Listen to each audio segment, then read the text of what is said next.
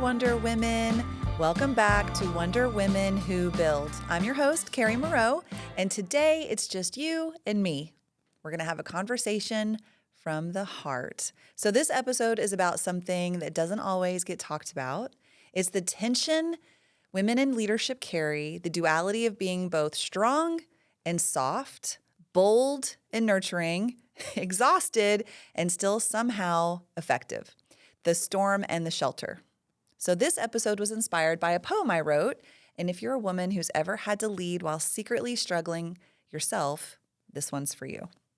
But before we dive in, we always start with a win of the week because recognizing our momentum truly matters. So my win from this week was a Google review that was posted on Certified Best Roofing's, Google site, and I'm going to read it for you. It's kind of fun. These guys are truly the best. Best is in all caps, by the way. They helped me out with a new roof for my porch when no one else would! Exclamation point.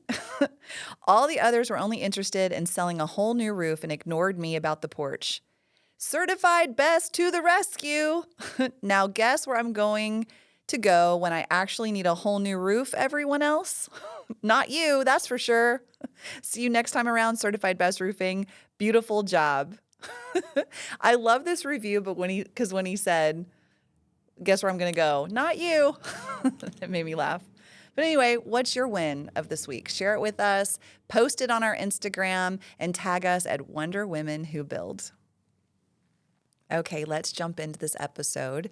Today I'm going to share with you a poem I wrote entitled She's the Storm and the Shelter. She's the storm and the shelter, the fire and the warmth, the challenge and the calm. She's steel wrapped in skin and soul rooted in grit. She leads with heart and walks with weight. She builds not to impress, but to protect, to provide, to prove not to others, but to the girl she used to be. She's the woman who shows up, not always loud, not always perfect, but always real and always ready. She's not waiting to be chosen. She already chose herself. So now we're going to break this down together. So let's start at the top with She's the Storm and the Shelter. So there's a story I want to share with you here. It's one I think a lot of women in leadership will relate to. Not long ago, a member of my team came to me, it's a situation with a client for a project. They were upset, they were overwhelmed, they were completely consumed by what they were facing with this client. And the thing is, I was also going through something heavy in my own world, something that they had no idea was happening behind the scenes with me. But when you're the leader and you are the shelter and you have to show up anyway. So there are days when that's easy because I'm rested, I'm caffeinated, no I'm kidding, I'm centered, everything's flowing. And then there are days when just being present takes every single ounce of strength that you have. I know that's how it is for me. So I remember listening to them and feeling like I had nothing left to give, but, trying with my face to look like I was being present. But I took a breath and I grounded myself and I said something along the lines of this. Maybe it's not what I said exactly, but I said, wow, this is a really tough one. I see how important this is to you to get a solution, and you're doing great so far. But let's give it 20 minutes. Let's breathe. Let's think on it. And then let's come back together and come up with a plan together. Because I needed a minute to center myself in order to give her something else. And that's what it's like when you are at the center of sheltering not only your own storm, but other people's storms. So, and after those days when I have to be the shelter in the storm and help my team through something difficult, I'll go home, put on my comfiest clothes, and get into bed with my dogs, and I crash. Not because the day was terrible, but because it took everything in my being to lead with clarity and care. And that's the kind of leadership that's not loud. It's heavy, and it's also a type of holy work because we have to bring everything we have to problem-solving solutions for other people when we're trying also to do the same thing for ourselves. Okay, so the next phrase in the poem I want to dive into is that she builds not to impress, but to protect. So if you haven't taken time to reflect on your why, I really encourage you to do that, because when the praise doesn't come And when the effort feels invisible, your why is what can keep you standing.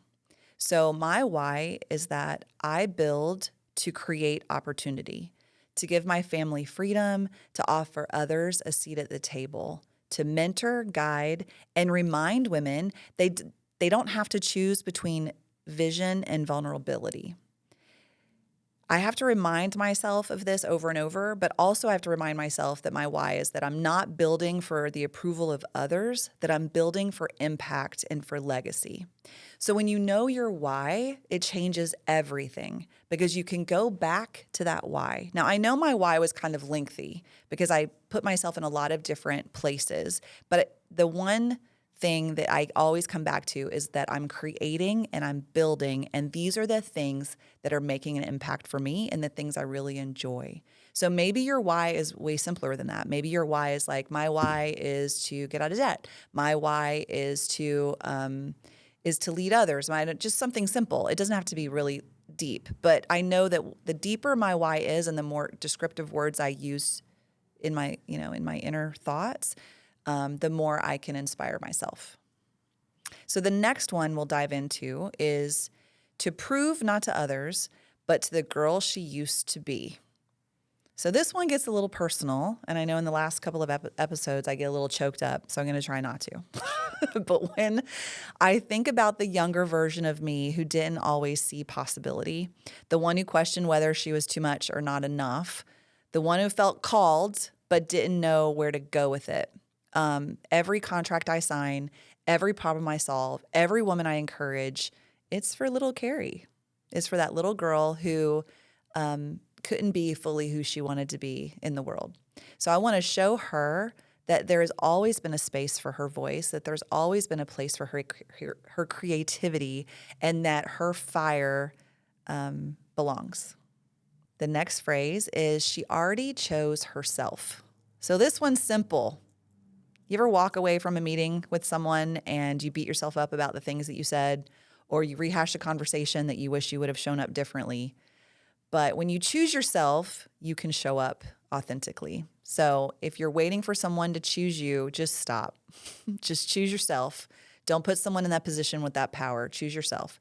So the job, the stage, the connection, the moment, you choose yourself. Yes, we're thinking about others. And yes, we want to be inclusive and to be welcoming. All of those things, check the boxes. Yes, but show up as who you are. And I'll share a story about this one that I'm just thinking of right now. It has to do with this sparkly jacket that I like to wear in our episodes. So the first time I bought this jacket, and I was really excited about it, caught my eye from across the department store, and I'd never worn anything like this before. And I'm like, I'm going to go for it. So I bought the jacket, and it hung in my closet, and I didn't pull it out very often. And then there was a women's networking event that I was invited to. And as I was trying to pick out what I was going to wear, I'm like, I'm going to wear the jacket. I'm going to do it this time. And so I grabbed the jacket and the Wonder Woman graphic tee that I wore in our first episode, and I headed out the door. And as I was driving to this event, it was like 45 minutes away at a country club. And as I'm driving, I'm feeling so insecure about who do I think I am and how am I going to show up like this? And I'm going to look just so many messages coming through my brain of like trying to like, this isn't authentic. It's so authentic for me and it's so fun for me, but I wasn't showing up. I wasn't showing up for myself in that moment. So I don't know. What do you ladies do when you have an insecurity? I don't know. I call a friend. I call a fangirl. So I called my friend Jessica, and thank God she answered. She's a very busy lady, but she answered.